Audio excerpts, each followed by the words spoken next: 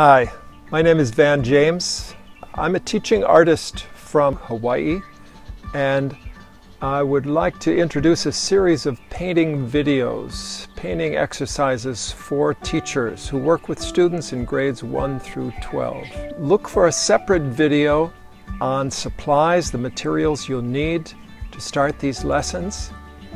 And once you're prepared with that, let's get started.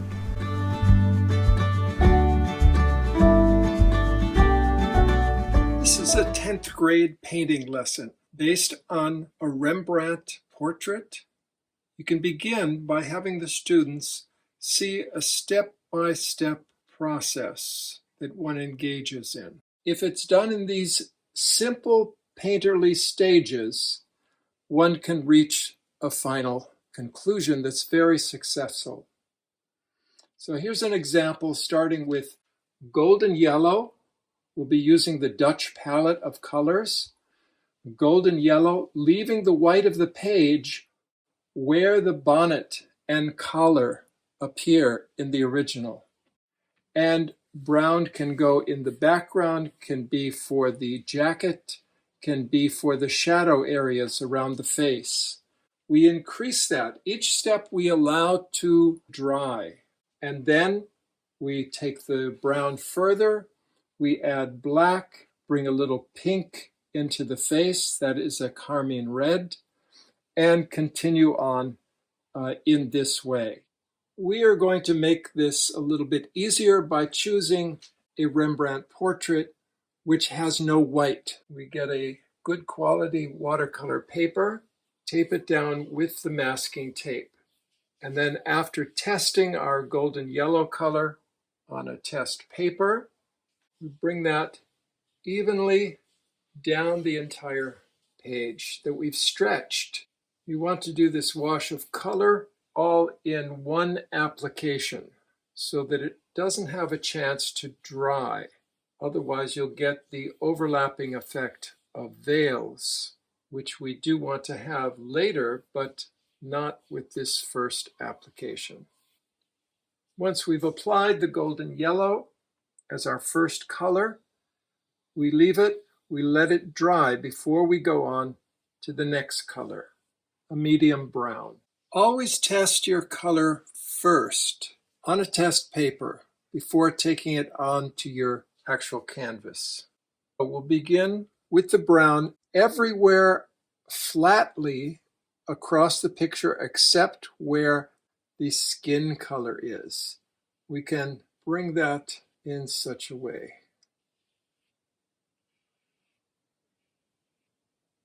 You can make a very large outer border. We just leave an area for the head, for the flesh tone. The strokes needn't be too fine at this point. We simply want to cover our first application of the golden yellow with a flat area of this brown. You can see it's slightly reddish brown. We want to do it relatively quickly so that we don't get overlapping edges formed. Once we have the basic area of the head, then we can move in to cover where the beard would be, where the hair would be. Maybe leave a little bit of light where the ear will come through. See, we're really wanting to achieve this very pale brown. It's like a halo around the head. We can even put in where we feel the eyebrows would be. And this would be our second step, bringing the brown in. One can then, with this color, begin to bring a little bit more of the detailed shadows into the face, even into the wrinkles. You can indicate a little bit of that at this point with this lighter brown.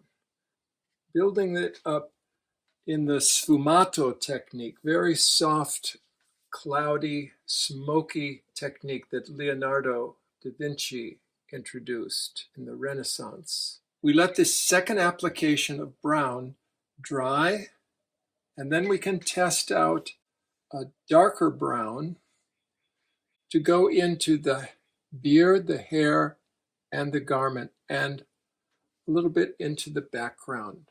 So this would be a place to start in the beard.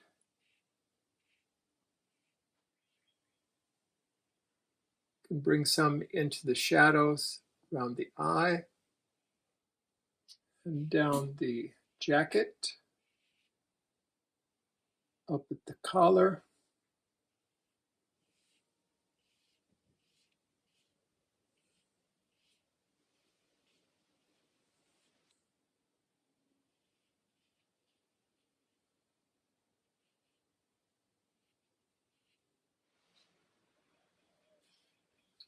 You can bring this brown to the background and fade it in into the center.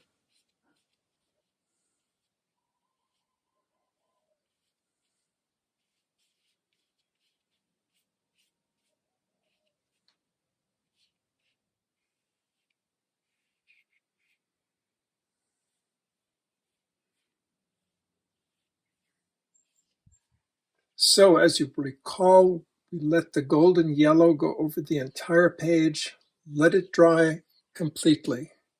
And then we brought a reddish brown and we put that everywhere except for where the face appears in the picture. Then we took a darker brown after that first brown dried and brought it to all the shadow areas, the hair, the beard, the surroundings, the cloak, and gradually made more and more detail with that darker brown. Now we're going to take an even stronger, blacker brown. But if you look at the original, there's no actual black in this picture, except if you look at very carefully in the pupils of the eyes. So we'll take a darker brown later, but first we're going to take a carmine red. We test that on our paper. So we see just how strong it is. We want this rather pale. And we're going to move away from this yellow skin tone, a little bit jaundice, into something a little pinker, particularly on the periphery of the face. It's a little bit of the yellow still here as a shine on the forehead and also on the bridge of the nose.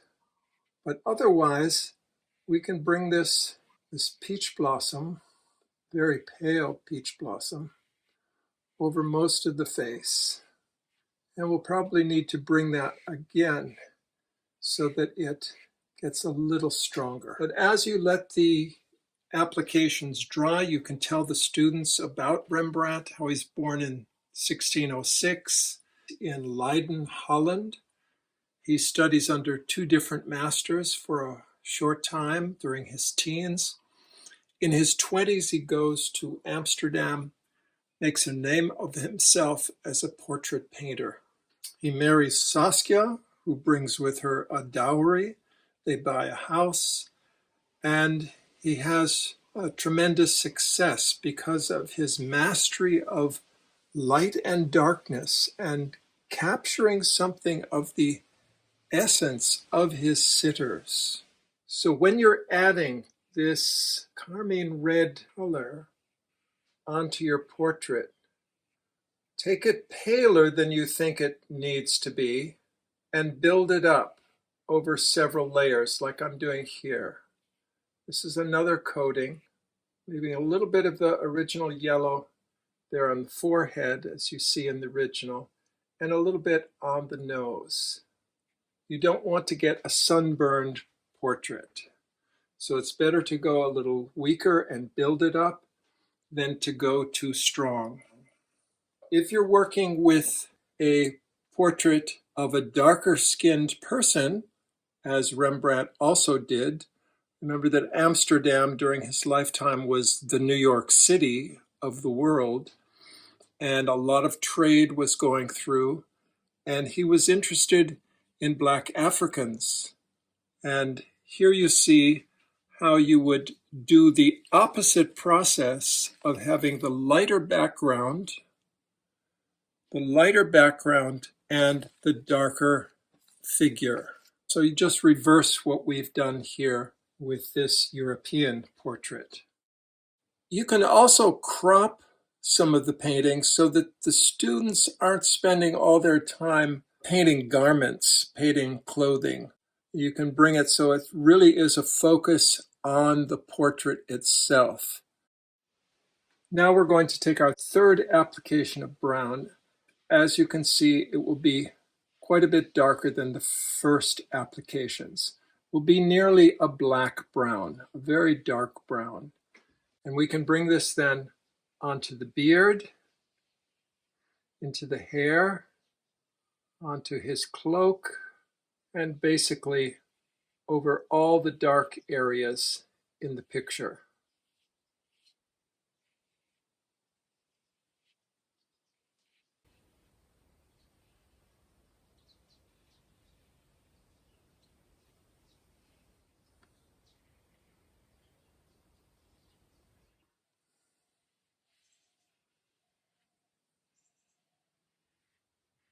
With this same brown, we can bring the background a little bit darker by adding water into it. We thin it out and are able to take some of the light from out of the background. By making the background a little darker, the face will shine out more. This is something that Rembrandt was a master of producing, the radiance coming from the depiction of the human face. He did almost 100 self-portraits. This is not a self-portrait, but he did many people, would dress them up in costumes.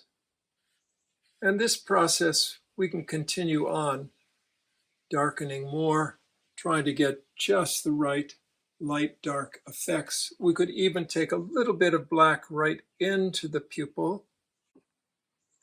We take a smaller brush, just take a little bit of black and bring that into the pupil. One could even do a little bit of light black over to the brown if one wanted to get it even darker. And I'll show you a few examples. Remember that in my book, Painting with Hand, Head, and Heart, this, as well as many other painting exercises, are mentioned. Here you see some examples of student work, how to build up the Rembrandt portrait, which of course can be translated into doing any kinds of portraits in different grade levels. You can then go on to have the students do self-portraits in the Dutch palette, in the Rembrandt style that they just learned, and then go on to more expressionistic self-portraits. Always a good exercise for high school students, the self-portrait. In conclusion, try this as a 10th grade portrait painting exercise. Using the Dutch palette, Rembrandt's portraits make a good model for this age group, especially if they've had a history of art leading up to a little study of Rembrandt. And good luck with your paintings. I hope you enjoyed this painting exercise and found some ideas for how you can develop your own further. Remember to not just observe them, but actually do the painting exercises, because you learn so much more through the hand-eye intelligence that you gather from the work. If you want more resources, look into my book, Painting with Hand, Head, and Heart. And keep painting. Aloha, ahui ho.